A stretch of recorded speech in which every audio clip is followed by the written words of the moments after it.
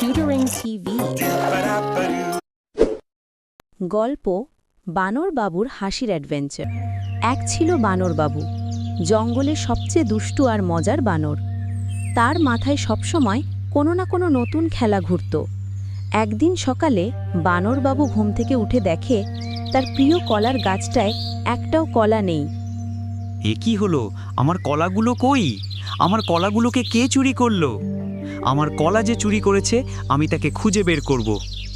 সে ঠিক করল এই কলা চুরির রহস্য ভেদ করতেই হবে এবং সে বনের ভেতর দিয়ে রওনা দিল।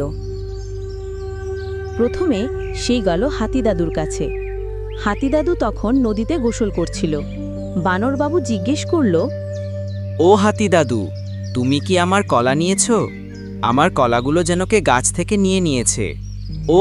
হাতিদাদু হেসে বলতে লাগলো, আরে বাবু, আমি তোমার কলা কেন নেব শুনি? আমি তো কলা খাই না, আমার পেটে শুধু ঘাস আর পাতা ঢোকে। এরপর বানরবাবু খুব দুশ্চিন্তায় পড়লেন আর ভাবতে লাগলেন, কে চুরি করলো আমার কলা? কেউ তো একজন চুরি করেছে। এরপর বানরবাবু জঙ্গলে ঘুরতে লাগলো আর খুঁজতে লাগলো। হঠাৎ বানরবাবু দেখতে পেল এক নীল ছোটা বানর বাদাম বিক্রি করছে। সে দ্রুত ছুটে সেখানে গেল এবং জিজ্ঞেস করল, ও নীল বানর, বাদাম কত করে বিক্রি করছো? এই তো ৮০ টাকা কেজি বিক্রি করছি, তুমি কি নিবে? না, নিব না। আচ্ছা, তুমি কি আমার কলা গাছ থেকে কলা নিয়েছো? আমি তোমার কলা কেন নিতে যাব? আমি তো দোকান করতেই ব্যস্ত থাকি। তারপর বানরবাবু ছুটল কাঠপেড়ালি কাকিমার কাছে। কাকিমা তখন গাছের ডালে বাদাম জমাচ্ছিল। বানরবাবু বলল, কাকিমা, তুমি কি আমার কলা চুরি করেছো? আরে পাগলা বানর, আমি বাদামে পাগল। কলা আমার মুখে টেস্টি করে না। তবে এই দুটো কলা আমি এক জায়গায় থেকে পেলাম। আর বানরবাবু গেল প্যারট পল্টুর কাছে। পল্টু তখন গাছের ডালে বসে গান গাইছে। ও ও লা লা লা লা লা লা লা হে হা হা। ওগো তুমি আমার জান, তুমি আমার প্রাণ। বানরবাবু বলল, পল্টু, তুই কি আমার কলা খেয়েছিস? বানরবাবু ধমক দিয়ে বলল। প্যারট পল্টু বলল, আরে আমি ফল খাই ঠিকই, কিন্তু কলা ওটা তোমার ঠোঁটেই লাগে না।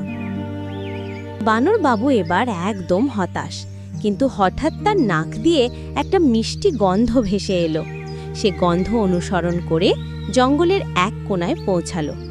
সেখানে দেখে কি একদল পিঁপড়ে তার কলাগুলো নিয়ে একটা বিরাট পার্টি করছে।